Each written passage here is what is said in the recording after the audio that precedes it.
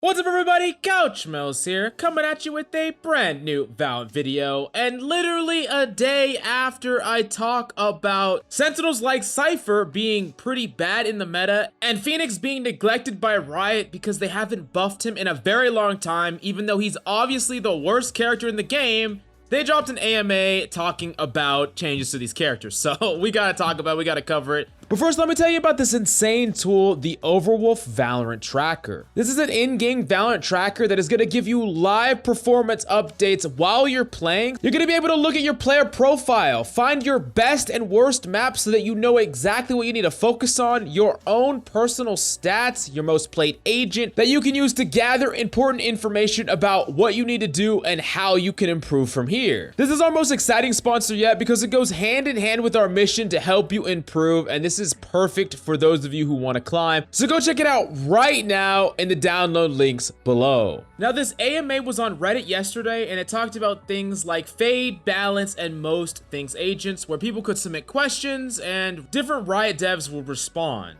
First off, they talk about how they came about developing Fade, and it's really interesting how they designed her character, and when they were playing against her, they realized that people were having an anxiety/fear-inducing experience trying to, run away or getting hit by her utility. So they're like, all right, let's double down on that and give her a spookier dark theme, which is really kind of cool how they basically took part of the character's identity in her abilities and made it a much bigger, well-rounded identity of the character themselves, and I definitely like that. Now jumping into what everyone is waiting for, Phoenix buffs are coming. So someone asked, are there any plans to give Phoenix a buff, or are you guys at least aware that he needs to be reworked or buffed in some way? Now they responded saying, up front, yes, we are working on Phoenix, but it's too early for us to talk about details of what it may entail. Right now, we want to take the time to explore everything between simple number tweaks or doing something more. Unfortunately, we do not have a solid estimated time of arrival on that, and we wanted to take the time to find the right long-term place for Phoenix.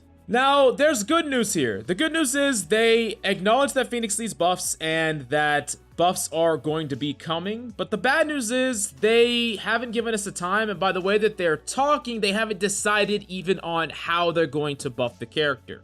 They say specifically number tweaks or something more, meaning small tweaks to his existing kit as far as maybe making him heal more, making abilities cheaper, last longer, whatever, or something more being a complete rework of the character, and they don't know which one they want to do or which route they want to go. And the fact that they don't have this already set in stone means that we probably won't see Phoenix buffs for quite some time, and they say they want to look for the right long-term place for Phoenix, so they're trying to imagine what they want Phoenix to look like. Something that a lot of people bring up is the concept that not every character can be viable, which I think is definitely, yes, definitely true, but how do they want to make Phoenix unique in whatever situation? Do they want him to be a meta character? Do they want him to be a rank stomper? Do they like how he's what they call a jack of all trades character, where he seems like he has a smattering of different abilities? Is that how they want to define Phoenix going forward and just make that strong enough to compete? Or would they rather take him in a much more unique direction and try to remake some of his abilities? I don't know, and I personally have no idea what the right call is. I think you could just buff some numbers and he would be fine, but maybe making him more unique is almost like giving us a new agent, something that really is, unlike anything else we have in the game, unlike a character like Phoenix is now, where he has bits and pieces of what it seems like a whole bunch of different agents. But let me know how you feel about this. Are you a little sad that you're not getting buffed soon? And if you could change whatever you want about Phoenix, let me know down below. Now the next question that came up is, can you give us a little insight/teaser on what you have planned for underperforming agents such as Phoenix and CYPHER? Now, they just reference what we just talked about with Phoenix, but with CYPHER they say, quote, CYPHER is in a similar situation. We aren't prepared to share details or dates, but he is definitely on our radar. So this is like even less information than we got with Phoenix.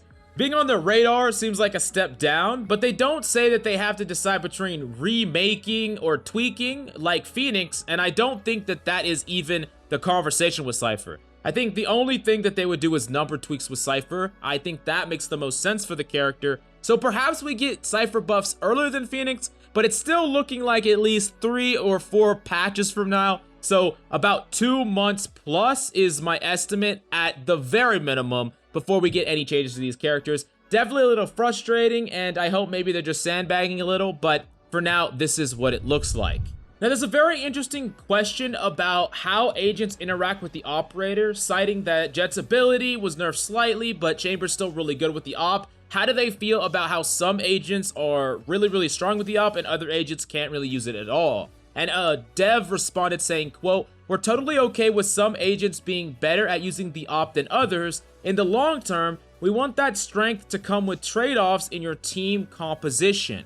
Now, that's incredibly interesting because that says that they are okay with these really polarizing op characters, but that character is going to be weaker than some of the alternatives outside of the op. Like, the fact that they can use the op makes them powerful, and if the op wasn't in the game, those characters wouldn't be good in their own right. So they're kind of using the operator as a form of balance because the alternatives are going to actually justify potentially not running a character that can abuse the operator because there's this other character that is actually worthwhile to run and strong, and they're a character that can't really use the operator. Personally, I think the best way to go about this is actually strengthening the duelist role in particular with characters that are bad at opping. So characters that have a much more entry-focused, aggressive playstyle, like Neon and Phoenix, characters that could never really op, they personify rifling. If you make those characters strong, then I think that's a good thing and a way that you could actually make it so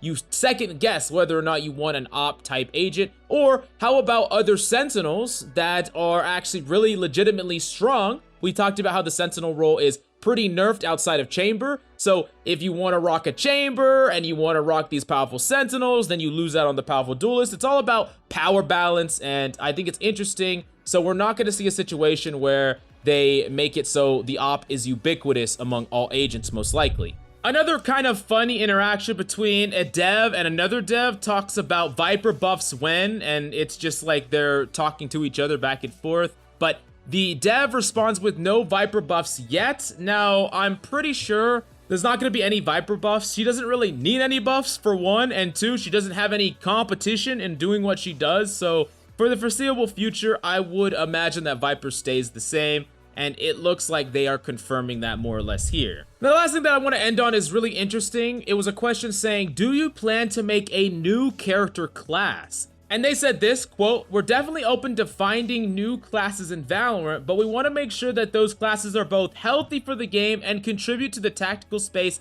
in unique and meaningful ways. If we find an agent that expands what's possible and checks those boxes, we wouldn't want them to be restricted to fit into the classes they currently exist in." And they ended off asking, what classes do you think would be interesting? Now, personally, I think that there are not enough characters in the game to justify another class, and I am not entirely sure what another class would look like, but if the roster becomes like, 60 freaking agents, then it would make sense that we would divide them into smaller segments and smaller groups. But I'm gonna pass the question on to you, the same question. What class do you think would be interesting to explore in a game? And what agent abilities do you think could justify being put in a brand new class? I really want to hear your opinion about all that.